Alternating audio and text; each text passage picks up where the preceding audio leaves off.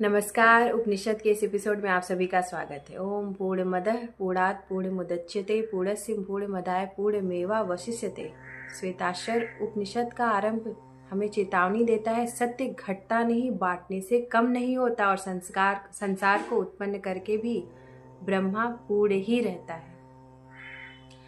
ऋषियों का मौलिक प्रश्न था। उपनिषद आरंभ होता है संशय से, भक्ति से नहीं। ऋषि पूछते हैं, क्या काल जो टाइम होता है क्या कारण है? क्या स्वभाव कारण है? क्या नियति नेसेसिटी कारण है? क्या संयोग कारण है?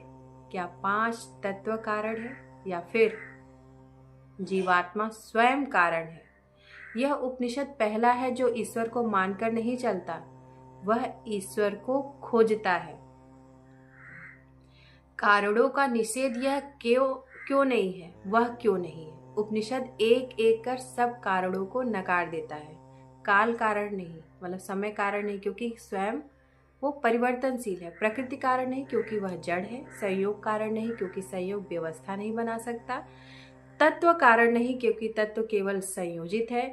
जीव कारण नहीं क्योंकि जीव स्वयं दुखी और परतंत्र है। जब प्रश्न उठता है तो फिर वह विश्व किससे चला है? माया की खोज, ऋषियों का ध्यान। उपनिषद कहता है ऋषियों ने तर्क नहीं चुना, उन्होंने ध्यान चुना।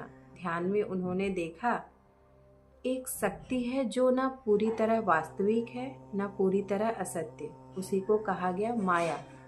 और यह माया 3 गुणों से बनी है, सत्व, रजस और तमस।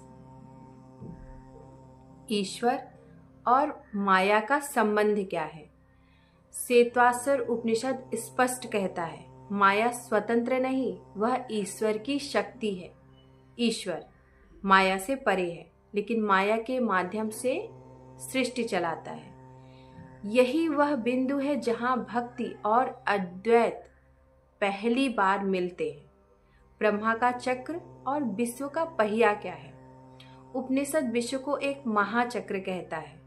एक धुरी, 3 गुणों की परिधि, 16 कलाएं, 50 स्पोक्स, 50 एंड 20 उप स्पोक्स। यह कोई गणित नहीं, यह जीवन की संरचना है। संदेश साफ है, संसार अव्यवस्थित नहीं पर बंधक है। आत्मा का बंधन क्यों दुख है? उपनिषद कहता है आत्मा स्वयं शुद्ध है, लेकिन वह माया से तदात्म्य कर लेती है और तभी सुख दुख, जन्म मृत्यु, भय, आसक्ति उत्पन्न होते हैं। दुख का कारण संसार नहीं, अज्ञान है। ईश्वर की अनुभूति केवल ज्ञान नहीं, यह उपनिषद कहता है, केवल तर्क से नहीं, केवल शास्त्र से नहीं, बल्कि ध्यान, संयम, भक्ति और अंतः शुद्धि से ही उस परम पुरुष का साक्षात्कार होता है। सबका करता है जो कि सबका करता है फिर भी अकर्ता है। श्वेताक्षर की विशेषता क्या है? ईश्वर का सगुण रूप। यह उपनिषद अन्य उपनिषदों से अलग है। यह रुद्र, शिव, नारायण, भगवान जैसे नामों का प्रयोग करता है, लेकिन संदेश वही है। सगुण उपासना निर्गुण सत्य की ओर ले जाती है, क्योंकि ये आसान होता है हमारे लिए।